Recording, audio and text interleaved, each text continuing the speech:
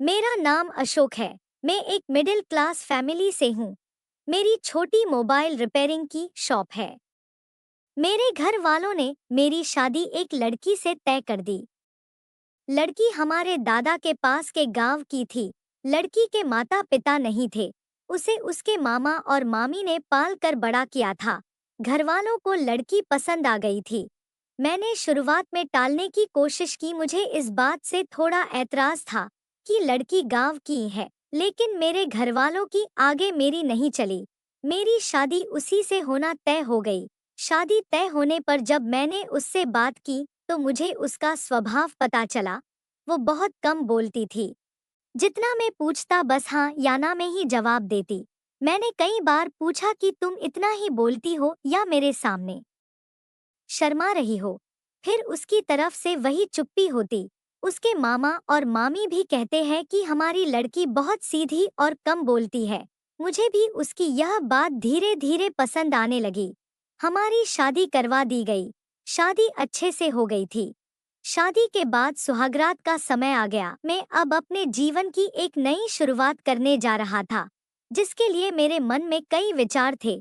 इतने दिनों तक बात करने पर मैं उसका स्वभाव समझ गया था, इसलिए मैं जानता था कि मुझे क्या करना है। मैंने उससे पहले बातें की। वो अभी भी बस मेरी बातों का हाँ और ना में ही जवाब दे रही थी।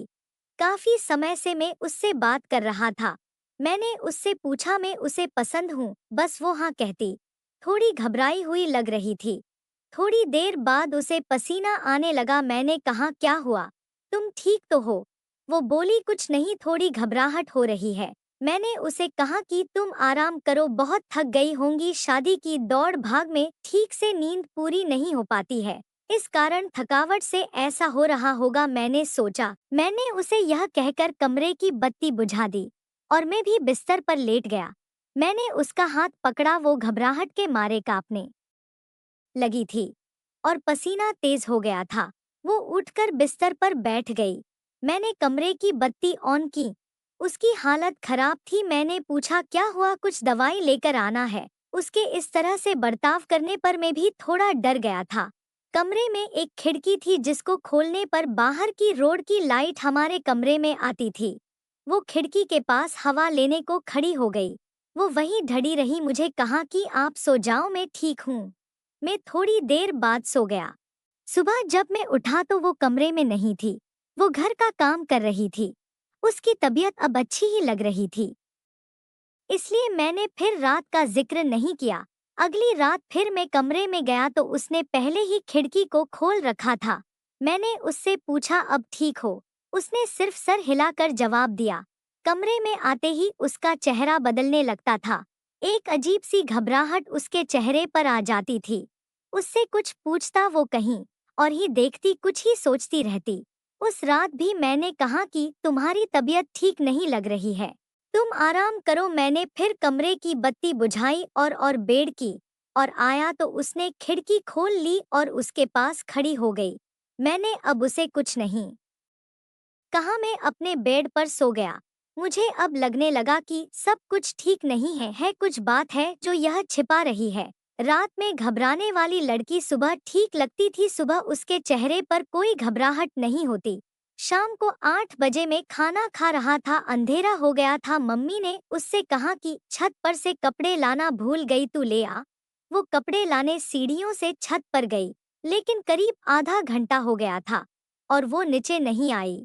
मम्मी ने नीचे से आवाज भी लगाई, लेकिन वो नहीं आई। मेरे खाने के बाद मम्मी ने मुझे कहा कि जा तू देख कर आ। मैं सीढ़ियों पर गया तो वो सीढ़ियों पर ही बैठी थी और उसके चेहरे पर वही घबराहट। मैंने सीढ़ियों की लाइट ऑन की। लाइट ऑन होते ही जैसे वो नींद से जग गई हो। मैंने उसे पूछा कि तुम यहाँ क्यों बैठी हो? वो कुछ नहीं बोल पाई। उसके माथे पर रात जैसा ही पसीना था। वो वहां से चली। अब मैं समझ गया था कि बात क्या है, लेकिन उसकी वजह मुझे नहीं मालूम थी। उस रात मैं कमरे में गया और जाते ही मैंने सबसे पहले अपने कमरे की खिड़की को बंद किया। वो वही कमरे में थी, रोज की तरह घबराई सी। पर आज मैंने कुछ और ही सोच रखा था। बाद मैंने कमरे की बत्ती बंद की। और मैं बत्ती बंद करके उसके पास गया। मैंने जैसे ही उसे हाथ लगाया वो थोड़ा कांप रही थी। रोज की तरह पसीना छूटने लगा। अब मैंने उसका हाथ और जोर से पकड़ा लेकिन उसका कांपना और पसीना बहना चलता रहा। तब मैंने उसे कहा कि क्या हुआ, तुम ठीक हो? वो अचानक बोली, मेरी तबीयत बिगड़ रही है, पानी। मैंने बत्ती चालू करके उसे पानी दिया। रोज रात की यही कहानी थी। अब मैंने उससे पूछ ही लिया कि मैं जानता हूँ कि कुछ बात है जो तुम मुझसे छिपा रही हो, लेकिन क्या बात है मुझे बताओ। मुझे पता है लेकिन मैं तुम्हारे मुंह से सुनना चाहता हूँ और उसकी वजह जानना चाहता हूँ।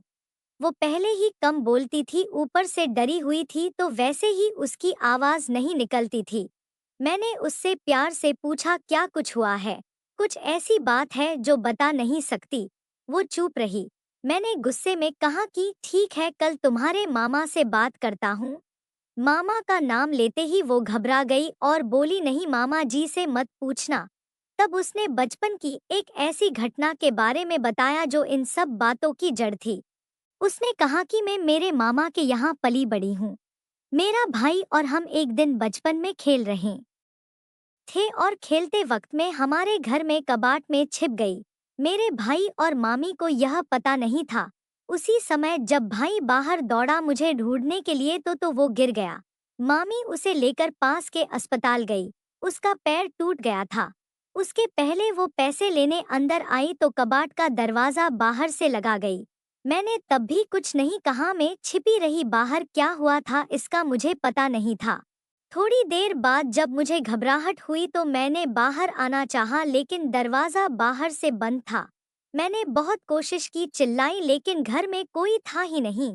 मैं बहुत डर गई। उन्हें आने में करीब 3 घंटे लग गए। मैं उस कबाट में 3 घंटे बंद थी। उसके बाद उनके आने के बाद भी मैं उन्हें नहीं दिखी तो मामी मुझे ढूंढने लगी। अब मैं अंदर पसीने और घबराहट के मारे बेहाल थी।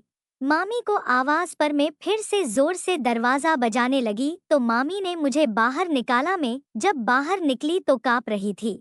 मुझे लगने लगा था कि मैं उस कबाट से बाहर आऊंगी या नहीं।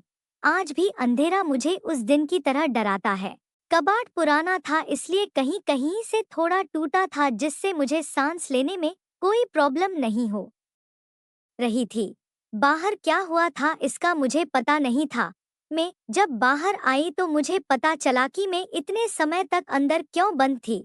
उस दिन से मुझे अंधेरे से डर लगता है। मुझे पसीना और घबराहट होने लगती है। मामी ने यह बात मामा को नहीं बताई थी, नहीं तो वो मुझे और भाई दोनों को पीटते। मुझे नहीं पता कि अब यह कब तक मुझे परेशान करेगा, लेकिन मामी को यह पता है, इसलिए वो मेरा ध्यान रखती थी। यह सब सुनने के बाद मैंने कहा कि यह बात तुम पहले भी बता सकती थी। मेरी पत्नी बहुत ही सीधी थी और घटना के बाद शायद वो और भी डर गई थी। उसे लग रहा था कि उसकी यह परेशानी मैं समझूंगा या नहीं। कहीं मैं इस बात का मुद्दा ना बना लूं कि शादी के पहले हमें नहीं बताया गया, इसलिए वो छिपा रही थी। मैंने उसे फिर बड़े प्यार से समझाया, कहा कि उस समय जो हुआ उससे तुम्हें बाहर निकलना होगा। तुम्हारे अंदर के डर से हम दोनों मिलकर लड़ेंगे।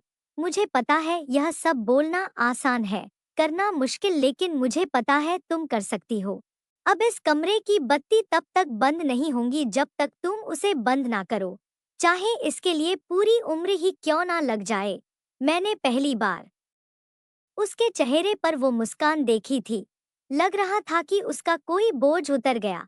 अंधरा अब मेरे होते उसे डरा नहीं सकता। मैं उसका हाथ पकड़े रहता हूँ। धीरे धीरे मैं उसके इस डर को निकालने की कोशिश कर रहा हूँ और बहुत हद तक मैं सफल भी हो रहा हूँ। ऐसी कोई भी बात नहीं है जो हल नहीं हो सकती। व्यक्ति को सिर्फ प्यार और विश्वास चाहिए। बड़ी से बड़ी बात को सुलझाया जा सकता है। आपको यह कहानी कैसी लगी हमें कमेंट कर जरूर बताएं और इसी तरह की अच्छी